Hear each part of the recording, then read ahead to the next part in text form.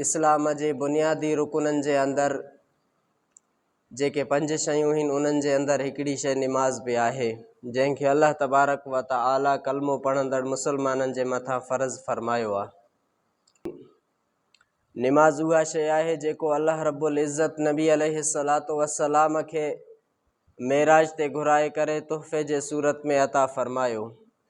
हुज़ूर अलैहिस्सलातु वस्सलाम उते पहुची करे फरमायो, मुंहिंजी जानी इबादतूं तुंहिंजे लाइ, मुंहिंजी माली इबादतूं तुंहिंजे लाइ, मुंहिंजी बदनी इबादतूं तुंहिंजे लाइ, मुंहिंजी कौली इबादतूं तुंहिंजे लाइ, मुंहिंजी फ़ेली इबादतूं तुंहिंजे लाइ।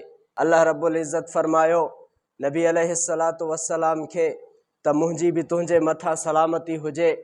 उते बि हुज़ूर अलैहिस्सलातु वस्सलाम अल्लाह रब्बुल इज़्ज़त वटि बि तव्हां ऐं असांखे न वेसारियो। नबी अलैहिस्सलातु वस्सलाम अल्लाह रब्बुल इज़्ज़त जे बारगाह में अर्ज़ कई त मुंहिंजी दिली ख़्वाहिश आहे त मां अर्ज़ कयां। अल्लाह रब्बुल इज़्ज़त फरमायो तुंहिंजे करे इहा मजलिस लॻी आहे, तुंहिंजे दिलि में जेका ॻाल्हि आहे तूं उहो ॻाल्हि कर।